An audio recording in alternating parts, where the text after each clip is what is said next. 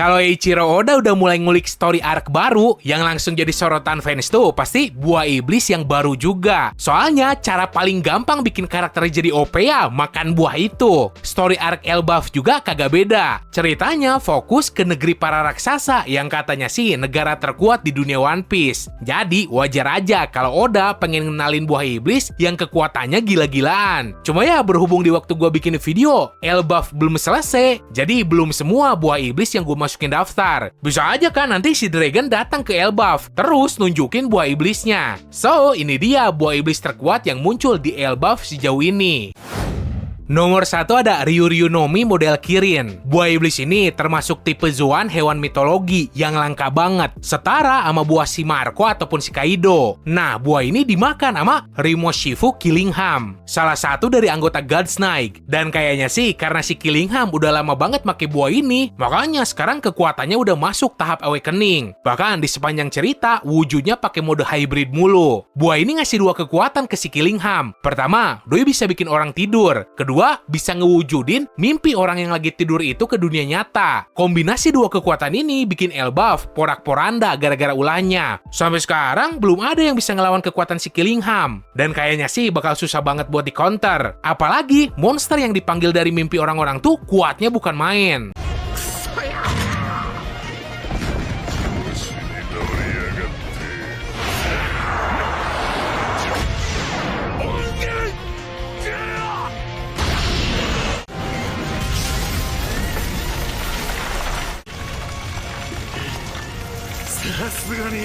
Nomor 2, buah iblis si Loki. Dikenal sebagai sosok yang dingin, arogan, dan suka bikin onar. Kata warga Elbaf sih, doi ngebunuh bapaknya sendiri. Abis kejadian itu, si Loki langsung diciduk dan dibuang ke alam dunia bawah. Nah, ternyata alasan ngebunuh bokapnya tuh buat ngerebut buah iblis legendaris yang udah jadi warisan turun-temurun keluarga kerajaan. Ini baru katanya karena si Loki sendiri ngebantah udah ngebunuh si Raja Herald. Mungkin aja waktu itu doi dijebak terus difitnah gara-gara ulah Godsnake. Nah, buat buah iblisnya sendiri emang belum ketahuan kekuatannya kayak gimana. Tapi yang jelas, tuh buah bukan kaleng-kaleng. Udah pasti level dewa. Dan kemungkinan besar kekuatan buah iblis ini tuh bakal punya peran penting pas nanti doi bentrok sama pasukan Godsnake. Tapi ada juga teori yang bilang kalau buah iblisnya tuh Zoan hewan mitologi Fenrir.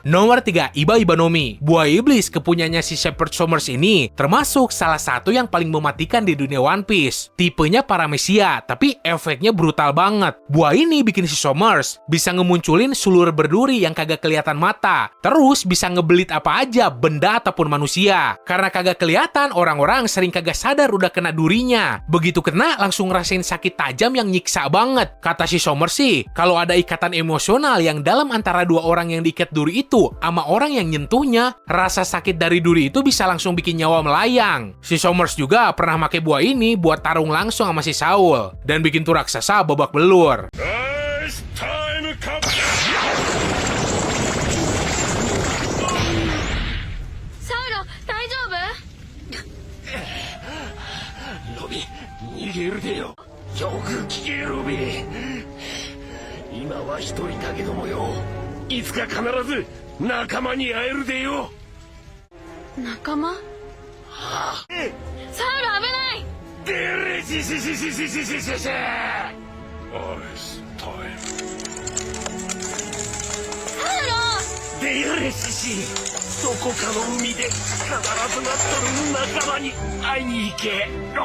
Nomor 4, Iku Ikunomi adalah buah paramesia yang dimakan seekor burung hantu raksasa yang udah lama banget jadi pustakawan di Elbaf. Nah, kekuatan dari buah iblisnya sendiri tuh, si Biblo bisa bikin benda apapun jadi gede ketika masuk teritorinya. Buku-buku yang ada di Elbaf juga dibikin gede sama nih burung, supaya para raksasa bisa baca buku karya manusia biasa. Sekilas sih kekuatannya emang biasa aja, tapi kalau dipakai sama orang yang lebih jago, bisa aja jadi OP banget. Sayangnya ya, karena yang make itu si Biblo, ya udah fix kagak bakal kepake buat hal-hal gila. Karena di burung hantu bukan tipe petarung.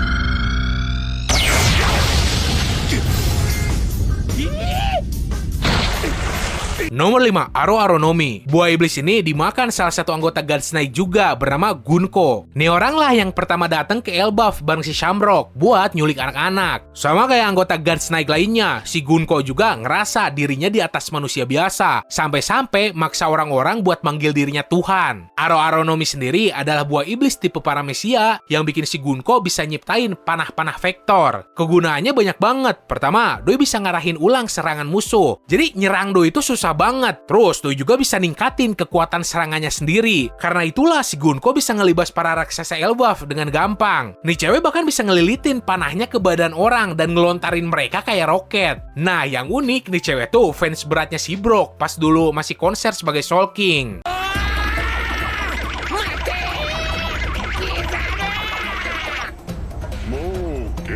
でしょうがその姿任せ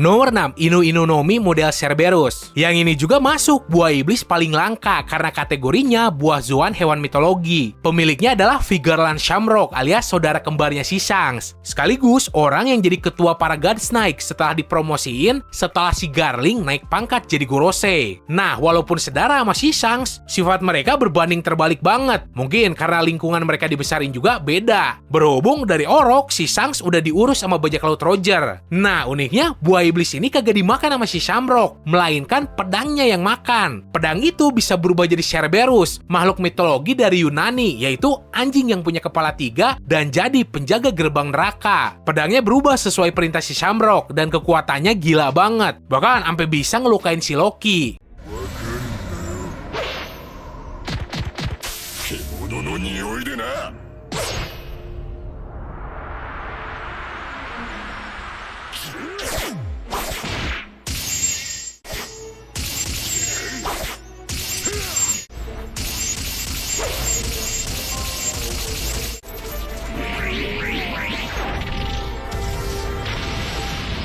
Oke, segitu aja buat hari ini. Kalau lo nonton video ini di masa depan dan ada buah iblis baru lain yang muncul di Elbaf, lo bisa share aja di kolom komentar. So, semoga lo enjoy dan bisa nambah informasi lo seputar dunia One Piece. Sekian dari gua, sorry kalau salah kata. Terus, jangan lupa lo bisa langsung gomu-gomu pistol aja tombol subsnya.